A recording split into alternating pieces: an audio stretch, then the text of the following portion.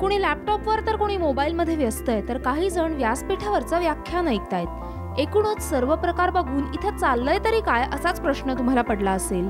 इथे उपस्थित सर्वजण व्हॉट्सअप ॲडमिन आहेत। हे सगळेजण राज्यातले जिल्हा परिषद आणि महानगरपालिकेच्या शिक्षकांचा शैक्षणिक ग्रुप चालवतात। राज्यात शैक्षणिक कार्य करत असलेल्या शिक्षकांनी सोशल मीडियाचा फायदा घेत जवळपास 64 व्हॉट्सअप ग्रुप आणि जवळपास 44 हाईक ग्रुप तयार केलेत। त्यांच्या माध्यमातून शिक्षणाचा प्रसार केला जातोय।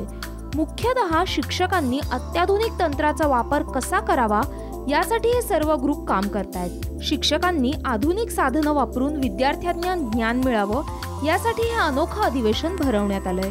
विशेष म्हणजे या अधिवेशनाला शासनाचं कुठलंच पाठबळ नसून शिक्षकांनी स्वतः पुढाकार घेत हे अधिवेशन भरवलंय। महाराष्ट्र ॲडमिन पॅनलचे जे सर्व सहकारी आहेत, सर्व जे मंडळी आहेत, हे शिक्षकांना वेगवेगळ्या प्रकारचं नवीन अत्याधुनिक जे तंत्रज्ञान आहे, या तंत्रज्ञानाचा आपण विद्यार्थ्यांच्या गुणवत्तेसाठी, शाळेच्या सक्षमीकरणासाठी कसा उपयोग करून घेता येईल। या अधिवेशनात राज्यातल्या पालिका आणि जिल्हा परिषद शाळेच्या जवळपास 1,500 ते 2,000 शिक्षकांनी सहभाग नोंदवलाय। ज्ञानरचनावाद, e learning, video editing, social मीडियाचा शैक्षणिक वापर याबाबत तज्ज्ञ शिक्षकांनी यावेळी मार्गदर्शन केलं। अधिवेशनामुळे उन्हाळी सुट्टी तर गेली, पण याचा मराठी शाळेत शिकणाऱ्या विद्यार्थ्यांना चांगला फायदा होईल असा विश्वास शिक्षकांनी यावेळी व्यक्त केलाय।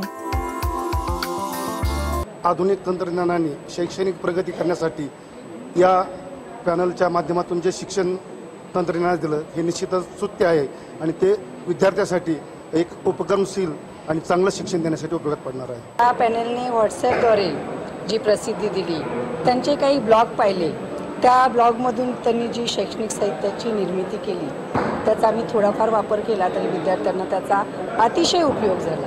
आणि त्यानंतर आम्ही जेव्हा महाराष्ट्र पॅनलच्या संपर्कात आल्यापासून आम्हाला जे काही गोष्टींची, शैक्षणिक गोष्टींची माहिती मिळाली ती अत्यंत उपयोगी होती। अशा अधिवेशनांमुळे विद्यार्थ्यांचा विकास होणार असल्यानं अशा उपक्रमांना सरकारी पाठबळ मिळालं तर उपक्रम राज्यातील कानाकोपऱ्यात पोचतील। त्यासाठी राज्य सरकारकडे या उपक्रमाला महत्त्व देण्याची मागणी करणार असल्याचं मत शिक्षक आमदार विकास काळे यांनी व्यक्त केलंय। अशा संमेलनाला शासनानं नुसते शालेय सुट्ट्याच नाही तर त्यांना आर्थिक सहाय्य सुद्धा केलं पाहिजे आणि त्यांना 2 दिवसाची कामकाजाची रजा सुद्धा त्या ठिकाणी दिली पाहिजे। आणि अशी संमेलनं महाराष्ट्रात एक ठिकाणी न होऊन विभागवार, जिल्हावार जर घेतली तर मला वाटतं मोठ्या संख्येनं शिक्षकांना याच्यामध्ये सहभागी होता येईल। गेल्या 2 वर्षापासून मराठी शाळांमधल्या मुलांना आधुनिक शिक्षणाचे धडे देण्यासाठी राज्यातल्या शिक्षकांनी घेतलेला हा पुढाकार अनेकांच्या डोळ्यात अंजन घालणारा आहे। शिक्षकांच्या अधिवेशनाच्या नावावर विद्यार्थ्यांचं नुकसान करणाऱ्या शिक्षकांनी आणि सोशल मीडियाचा गैरवापर करणाऱ्यांनी नक्कीच या शिक्षकांचा आणि ॲडमिनचा आदर्श घ्यायला काहीच हरकत नाही। मिलिंद वानखडेसह ब्युरो रिपोर्ट, साम टीव्ही, औरंगाबाद।